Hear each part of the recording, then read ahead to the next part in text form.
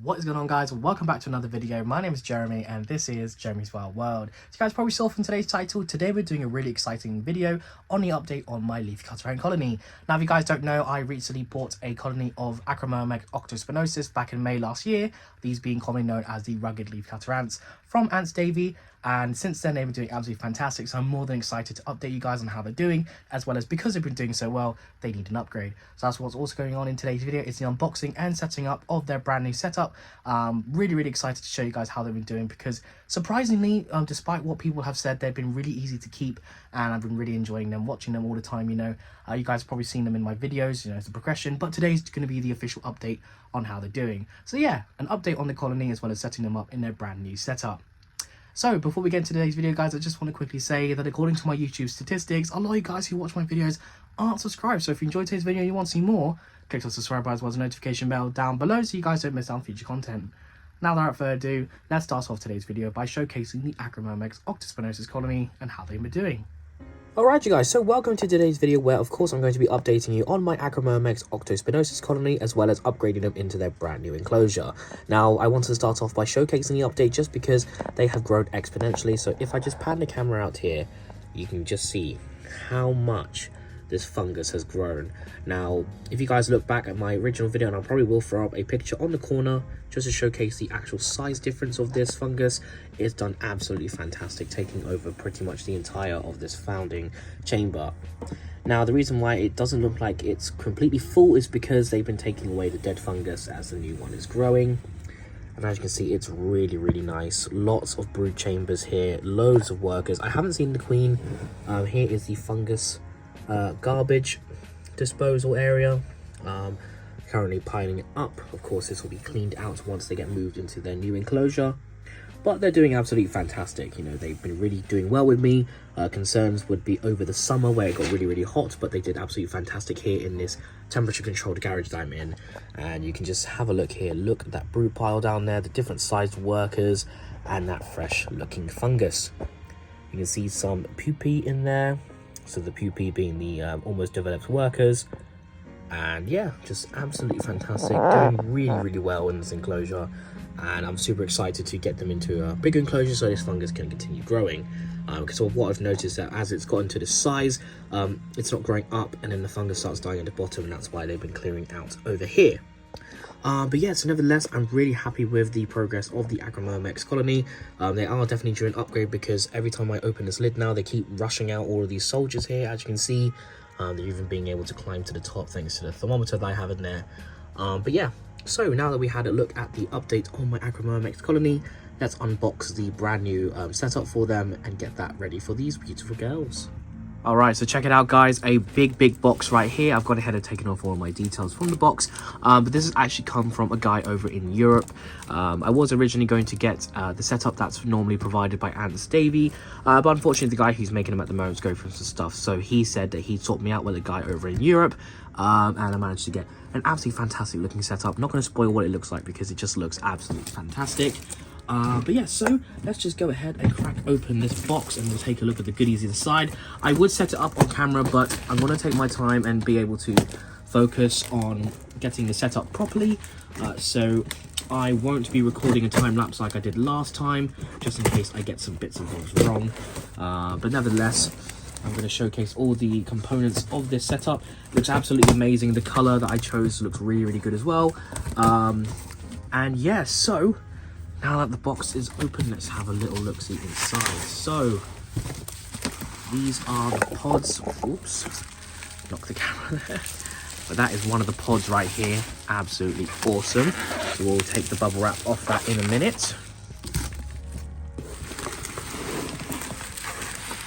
Here is another pod over here. And pop these on the desk like so you can see the size of these pods. They're going to last a long time in here. And there's also some acrylic bits and bobs over here. I believe this is going to be where they're going to be putting their trash. But yeah, so let's have a look inside the bubble wrap. see what we're having a look at here. Okay, I think he's put the things inside the pods. So these two are going to be like a feeding chamber and a fungus pod. Look at that color. Doesn't that look awesome? Really nice. Wrapped really securely, which is fantastic. That's the other way around. There we go. We'll try and recycle this bubble wrap where I can. Oops, light is falling, everything's falling, guys. Love my videos, they're always chaotic. Yeah. Look at that. So there's loads of goodies inside of here.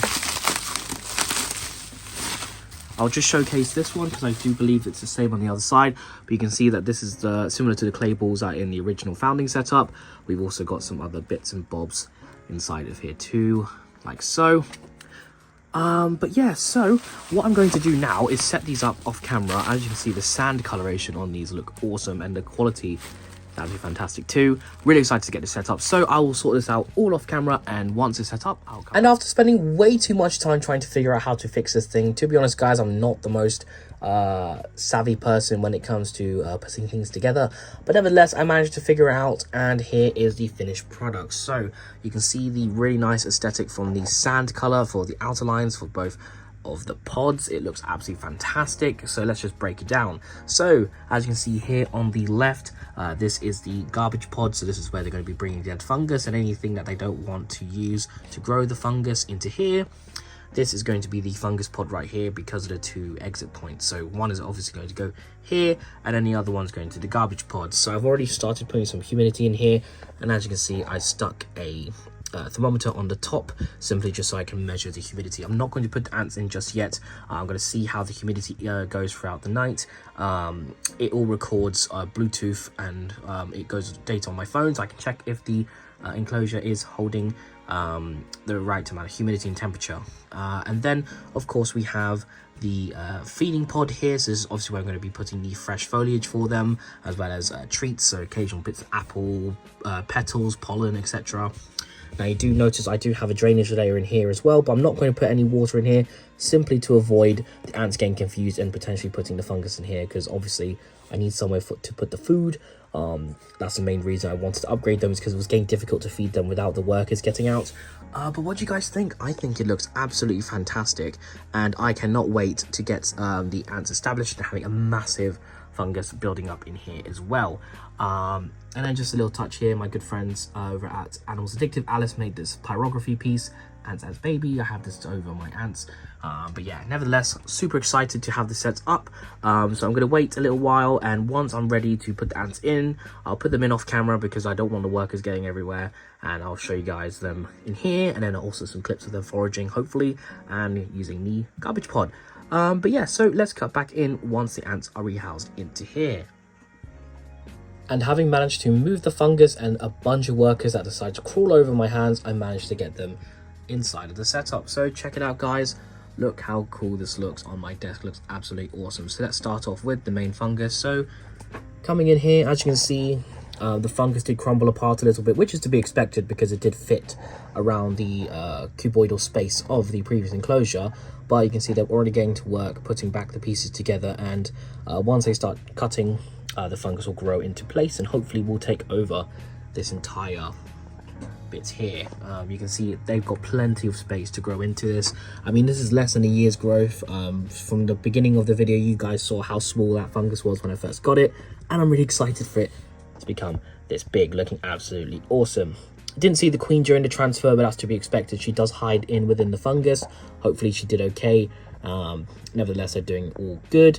You can see that the workers are starting to trail out now and leaving their scent marks. So this is the garbage area. You can see a bunch of workers that come out to have a look and start leaving scent trails, so they know this is an area that they can put cut fungus. You can see the workers also have started running into the foraging area. As you can see, I've decided to go with privet this time around. It's quite easy for me to get at the time of recording this video in the winter time. This and bramble. But one thing I don't remember off the top of my head if I made it at the previous clip, but my colony hasn't been fussy with the food plants that they've been taking. Really excited about that, because in the summer I'll be able to give them a nice variety of food plants. I'm not too worried about them becoming fussy, and I try to rotate the food plants where I can so they don't stick to one species. But yeah, so that is pretty much the update and upgrade of my Acromyrmex octospinosus colony, guys. I hope you guys enjoyed watching the video. Do let me know in the comments, guys, if you would get some in the future. These especially aren't for everyone, but because of the space that I have in the garage now and potentially in the future, I know exactly what I'll be doing with these. Cannot wait for them to get into even more fungus pods. And yeah, so that is pretty much the end of today's video, guys. I hope you enjoyed it. Let's get into the outro of today's video and end it there.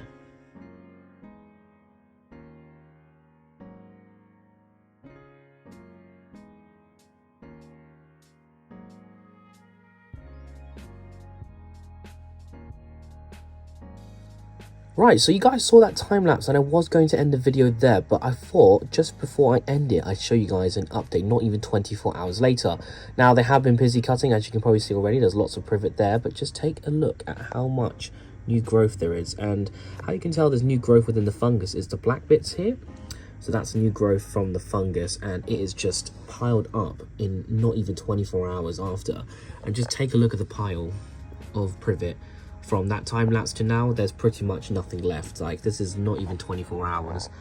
But absolutely fantastic. It's good to see that they're already settling in. The fungus is happy. Temperatures are stable as well, and they've started to utilize their garbage pod as well, which is absolutely awesome. So yeah, the ants seem happy, I'm happy. But yeah, let's just end the video here. I hope you guys enjoyed watching today's video on the update on my Acromyrmex. But yeah, so now we can actually get into the outro of today's video and end it there. And with that, now ends today's video on how my Acromyrmex octospinosus colony's been doing. I hope you guys enjoyed seeing the update on how they've grown. It's been absolutely fantastic watching the fungus progress to where it is now. I mean, how cool is that? Less than 24 hours and the fungus has already started to adapt to the new pod. Super excited to see the fungus take over. If you guys are inspired to get Acromyrmex, has this video inspired you? Do let me know down in the comments below. I know ants aren't everyone's cup of tea, but you got to admit, when you go to zoos and you see the leafcutter ant setups, you got to admit it's absolutely fantastic. And having the opportunity to own these thanks to Ants Davey has been absolutely amazing. So again, a shout out to Ants Davey. But yeah, so that's pretty much the end of today's video, guys. I hope you enjoyed it. If you did, I'd really appreciate it if you would click that subscribe button as well as the notification bell down below so you guys don't miss out on future content. I'd also really appreciate if you guys would follow me on my social media. That's Jeremy's Wild World _ on Instagram and Jeremy's Wild World on Facebook. I'm really active on there, posting pictures and videos of the animals and inverts I keep when I don't upload on YouTube. So that's all from me today, guys. Leave a like, leave a comment. I'll see you guys next time. Bye-bye.